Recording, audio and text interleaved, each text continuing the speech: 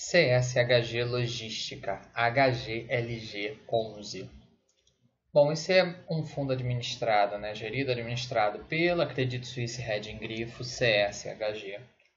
E ele é especializado na parte de logística, assim como o HGBS é de shopping, o HGRI é de laje e o HGCR é um fundo de CRIs. Então são os 4 fundos da casa, Os 4 fundos principais aí do pessoal da Credit. Ele é um dos fundos mais conhecidos, sem dúvida. Começou em junho de 2010. Já fez 3 emissões de cota. Não é tão ativo como o HGRI ou o HGBS, mas dentro do ramo de logística ele é bastante ativo e bastante diversificado. A gente pode ver. Ele opera em 8 empreendimentos, que dá 119 unidades locáveis. O que seriam unidades locáveis? Cada galpão dentro de um complexo é uma unidade locável e coisas parecidas. E ele tem 68 contratos de locação diferentes, então quer dizer, tem dezenas de inquilinos. Um inquilino ou outro que tem um probleminha, que tenha um atraso, que renegocie uma condição, não afeta o fundo como um todo. Então ele tem poucos inquilinos têm participação significativa, a gente vai ver isso nas páginas mais abaixo. E ele não tem passado de maneira grave pela mesma questão que o HGRI tem passado de estar distribuindo acima do seu resultado. As divergências são pequenas. Basicamente, nos últimos 12 meses ele distribuiu aí 2,5 milhões acima do resultado, nem 10% do resultado, e só tem 1.650.000 reais de resultados passados. Então, basicamente, o que ele distribui é reflexo direto do resultado, não tem nada mascarando isso, inflando essa distribuição além do resultado. Muito pouco, quase nada. É um dos fundos mais líquidos, um fundo com participação significativa no IFIX, que no longo prazo vem entregando resultado para os cotistas.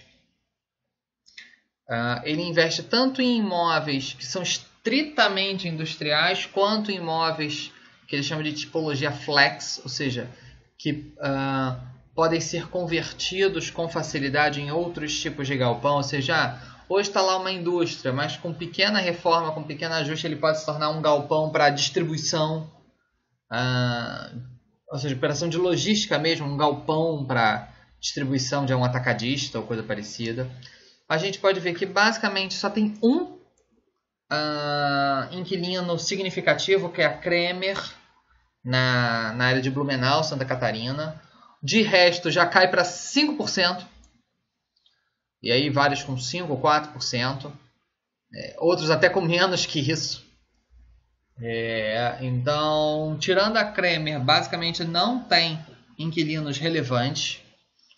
Vale a pena chamar a atenção de que ele está com uma vacância de 19%, que é acima da linha histórica dele. A gente já não pode mostrar aqui embaixo. A vacância dele sempre esteve abaixo aí de 5%, vamos dizer assim, durante os últimos anos. E hoje ela estourou para 20%. Então, ele está hoje numa situação, claro, confortável. Isso não é nem um pouco desconfortável para o fundo, mas uma vacância mais alta do que a sua história.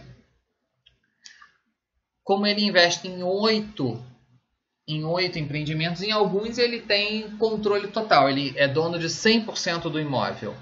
Em outros casos ele tem percentuais menores. Uma coisa que dele é um pouquinho diferente do mercado como um todo é que, por causa desses 2 imóveis em Santa Catarina, um em Blumenau, outro em Joinville, mais de 40%, em torno de 45% do patrimônio dele está fora do eixo Rio-São Paulo. Na verdade, não tem nenhuma operação no Rio, só tem operações no estado de São Paulo, no interior, não tem operação de logística na capital, Seria muito mais caro operar algo desse tipo. Mas por causa desses 2 imóveis, acaba que ele fica com uma diversificação melhor em estados. Claro, se fossem várias operações pequenas seria ainda melhor, mas ele pelo menos, apesar de São Paulo ainda ser o estado mais importante, não é tão importante como em outros fundos, não só de logística como de qualquer outra coisa. A grande maioria dos contratos dele é típico. E pode ver que 48% do patrimônio ele tem a totalidade do imóvel. E depois ele vai tendo, e 33%, por exemplo, ele só tem um quarto do imóvel. Então, nesse que ele só tem um quarto, para ele fazer alguma melhoria, algum ajuste no condomínio, ele precisa que todo o condomínio esteja de acordo, pelo menos parte significativa. Aonde ele já detém totalidade, ele mesmo define o que vai ser feito de melhoria, de obra e qualquer coisa a mais. O vencimento dos contratos é razoavelmente alongado. A gente está gravando isso aqui no iniciozinho de 2018, com o relatório ainda de novembro. Então a gente vê que ele tem 74% dos contratos vencendo em 2020 ou para frente. Então, é algo bastante alongado. E aqui tem o descritivo dos imóveis, né? A descrição de cada um deles, tamanho, quantas unidades cada um tem. Então, por exemplo, esse Master Office aqui são 21 unidades, ou seja, 21 espaços, 21 pedaços do galpão ou algo parecido. E claro, já tem operações bem maiores, como esse em Rio Claro da Brascabos, são 11 mil metros quadrados e apenas uma unidade, só tem um único inquilino lá. Aqui ainda não aparece, porque esse relatório aqui é com base em novembro, mas ele já fez mais uma compra. Ele adquiriu o 9º imóvel que está alugado para Air Liquid. Já saiu um fato relevante detalhando essa operação. Ainda não está refletido aqui no relatório, porque o relatório foi anterior a isso. E ele ainda está terminando de resolver papelada, de assinar escritura e tudo. E o fundo quer fazer mais uma oferta pública de cotas, agora para dobrar de tamanho. Não tem o detalhamento sobre os tipos de imóveis, isso ainda está em análise pela CVM, já está até demorando um pouquinho em relação ao que é habitual. A CVM está demorando um pouquinho para aprovar isso, mas é algo que pode trazer um dinamismo muito importante para o fundo. Não há detalhamento dos imóveis onde ele quer investir, só tem a explicação de que são todos no Sudeste. Todos os imóveis que o fundo está negociando, está pensando, está conversando, estão no Sudeste. Mas precisa da aprovação da CVM e de captar recurso suficiente no mercado. Mas é algo para fazer o fundo dobrar de tamanho. Não é uma operação simples, precisa acompanhar quem é sócio ou pretende ser sócio desse fundo.